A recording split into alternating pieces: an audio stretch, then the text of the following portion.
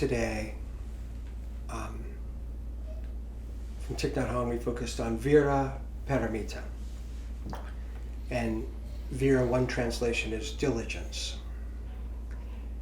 And he speaks of these seed watering. And Thich Nhat Hanh, I don't think the phrase was used in the readings that Honesty and Ollie shared, but oftentimes he'll speak of the fourfold right diligence. And I'll just go through this fourfold. So in our store consciousness, any of us, we have positive seeds. We have joy. We have kindness. We have generosity. And we have negative seeds. We have anger. We have fear. We have worries. We have jealousy. And sometimes they manifest. Different ones, positive ones or negative ones.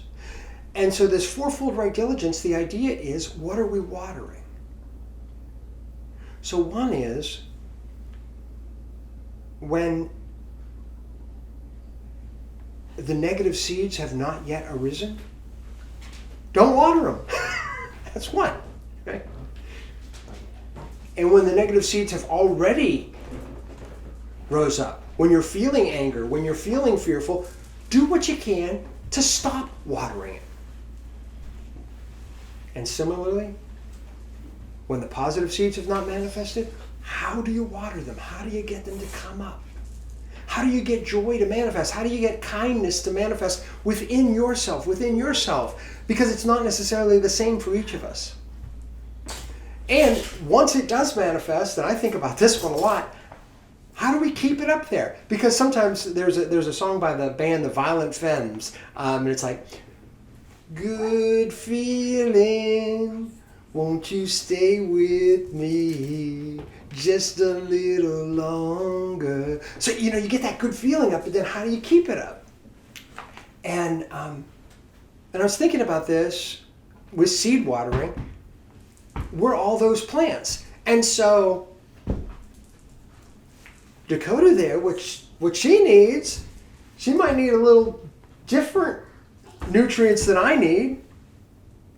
And Ollie might need more water at this time or more sunshine. Another plant needs more shade. So we have different needs too. Now there's another level to this, and this came through in some of the readings. Let me see if I can just share a little bit of this here. We also recognize the seeds in the people we love and try our best to water them. So you've got this fourfold thing going within you. I'm actually going to talk about a 16-fold. So then you have the other. So how do I water a beneficial seed in honesty, or in my son, or in my partner?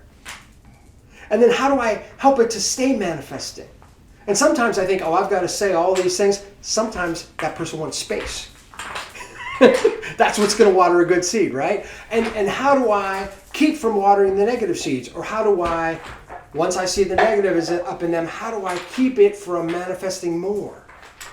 So those are all questions, right?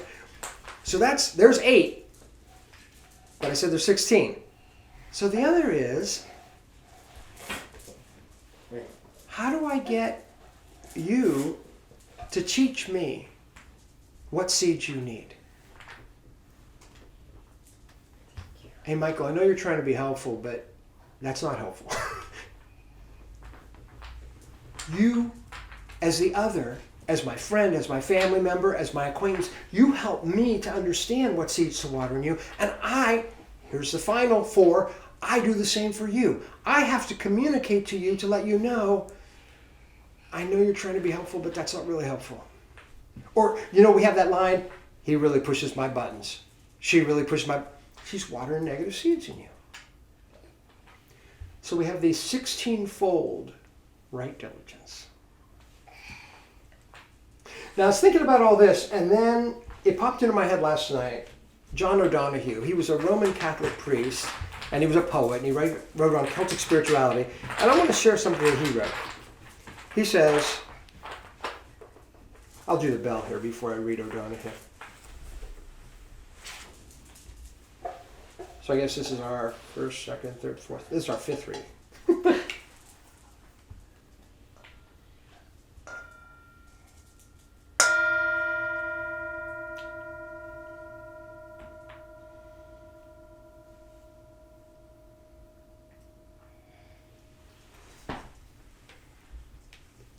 So this is from John O'Donoghue's book, Eternal Echoes, page 108, 109. The New Testament tells how people often begged Jesus to cure them. Sometimes these were people who had lived inside the prison of illness for years.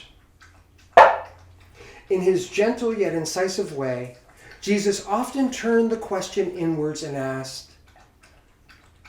do you want to be healed? This is a great question to ask yourself.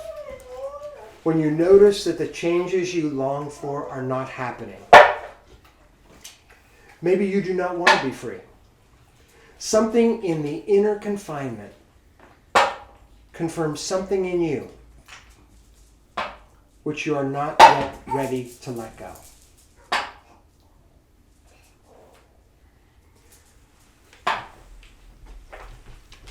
Ollie was talking about Lent. And I read something the other day. It's like, well, didn't you do Lent practices last year? So why do you need to do them again this year?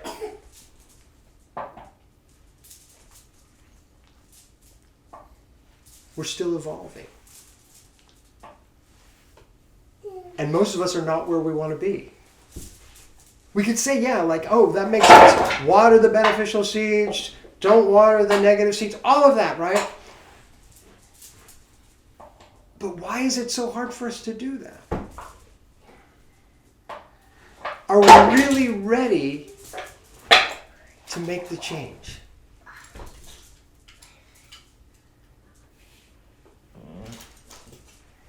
Are we ready to be healed, as Jesus said?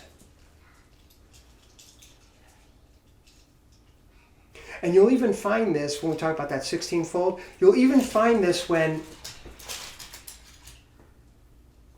you may not be ready for someone to tell you,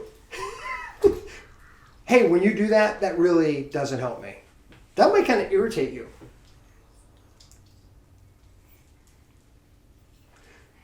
I think a good place to start is with ourselves. And then when we're ready to start to ask the other person, and this could be your partner, this could be your friend, this could be anyone. Hey, I want to do a little better here. Can you give me some clues as to like what's going to be helpful and what's really not? And then just listen. And maybe you could say to them, I have some thoughts too on what would be helpful for me. And why don't you let me know, like maybe not right now, but let me know when you'd like to hear those. And I'll try to share what will help to water beneficial seeds in me.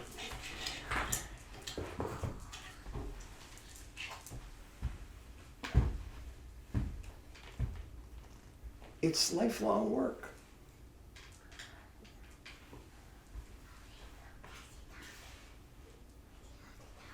I'm 60 years old this year.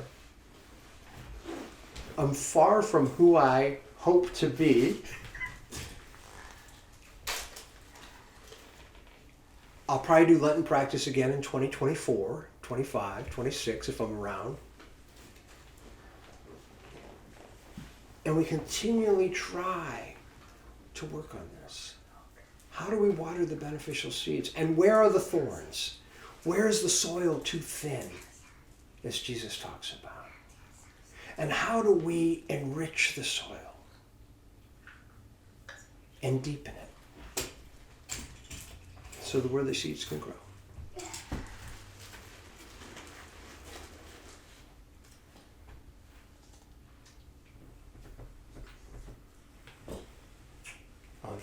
So.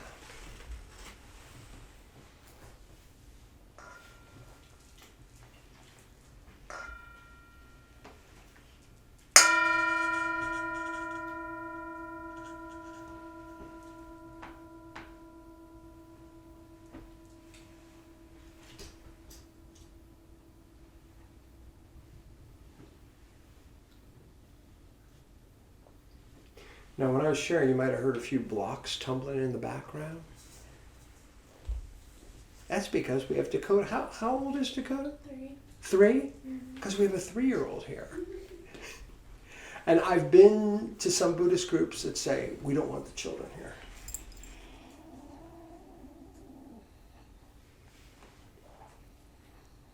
I don't think we can get to a point of the level of community that we want and the collective seed watering that we want when we have that kind of exclusivity.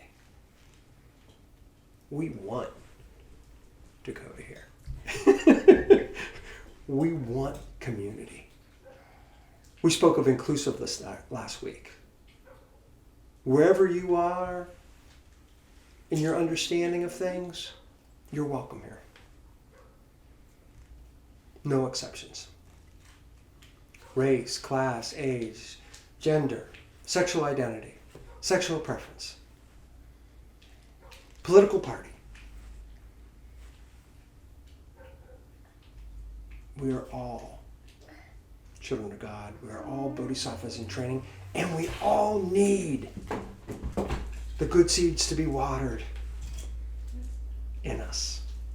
Because that's the other little underlying message of that piece by Thich Nhat Hanh.